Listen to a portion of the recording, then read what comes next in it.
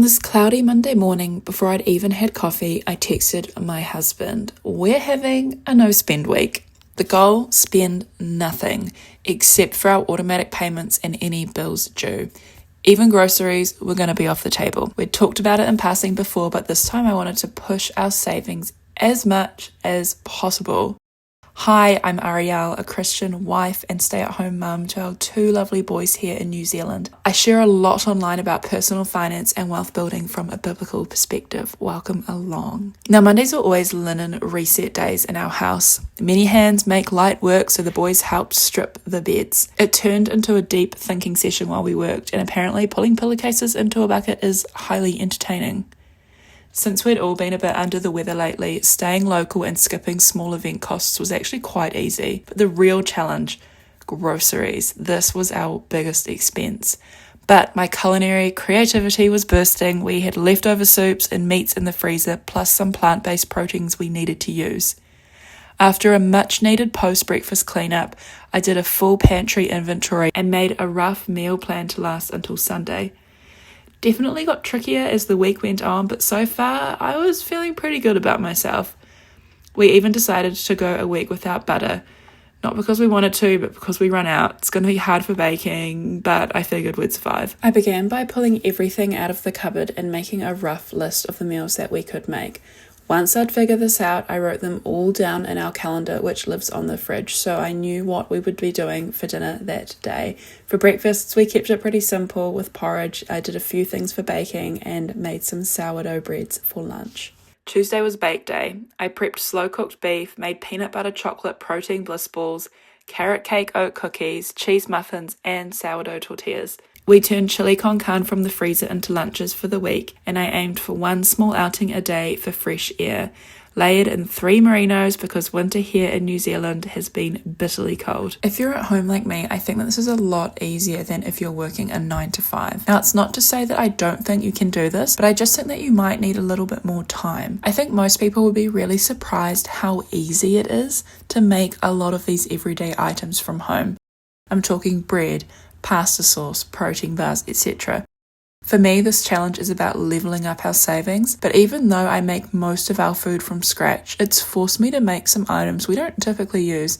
And it's actually been really enjoyable making these things that, honestly, I felt they were a little bit hard basket, So if this strikes a chord with you, I'd really encourage you to try making a simple pasta sauce. And I seriously don't think I'm ever going to buy store-bought again. This was so easy. You can't beat it, really. Tuesday nights are always our money meetings. I was quietly quite excited to see how much we could save. We tithed $157.40, then our rent, Liberty Trust, the boys' investments, savings, and our personal splurge money all went out.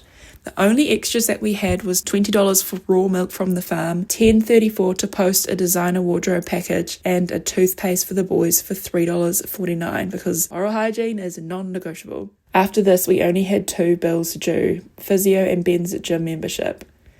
Then I saw it.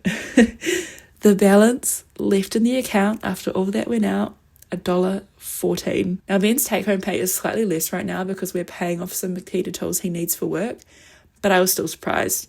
And honestly, I wasn't actually that stressed. Well, yes, it was going to be hard. I had absolute faith that God was going to figure something out, and I'm about to share what happened. My prep in the first 2 days showed me we had hundreds of dollars of food already in the kitchen, and with my sous chef, ChatGPT, there is not much that I cannot make. Quietly though, I knew we were going to run out of fruit. I prayed for a solution, and the next day a family member dropped off potatoes, onions, garlic, apples, oranges, and spinach. Exactly what we needed, like literally exactly what we needed. And the thing is that they had no idea we were doing this challenge, and it really just felt like a special answer to prayer. We did run out of sugar though, so I cracked open our 5-kilo tub of local honey, and it made the barbecue sauce. Honestly, it just tasted incredible. Chef's kiss. Thank you, bees. Thank you, flowers. It was amazing. Now, this far into the week, I feel like my national anthem for the 7-day no spend challenge is there is so much food in the pantry, in the freezer, and there are endless creative possibilities for what to make. I feel like I was a little bit overwhelmed by how much food I was required to make, and think that if I had sat down on the Sunday or just on the weekend and figured out everything we've got, and then made a game plan of like what I can make, what I can bulk make, what are the categories of things, like the sauces, the baking, the vegetable prep. I feel like that would be a real good key in the weekend prior to my next 7th day spend. So if you're thinking about that, I highly recommend taking that approach as opposed to figuring it all out on the day. But all that being said, it has been so much fun learning all these new recipes and figuring out ways to just make what we have work. The rest of the week was full of simple joys: building train sets, building Duplo cities, colouring in, walking the dog, making our homemade pizza with marinara and barbecue sauce. But I will say this, I feel like we were at a bit of an unfair advantage for our success of completing our no spend challenge, because we literally had $1.14. Yes, I did spend my $3.49 on toothpaste, but the reality is we just didn't have any room for groceries. So I feel pretty stoked that we just made the decision to do this challenge. I will absolutely be doing it again. And next week, I would love to spend $100 restocking all of our baking supplies, buying everything we need to make for the week. And this has given me some really cool ideas for how we can keep meal costs low but still eat well. In this past week, here's what I've learned. We have so much blessing in our home. Our pantry alone held over a week of dinners, a week of lunches, and plenty of breakfast variety.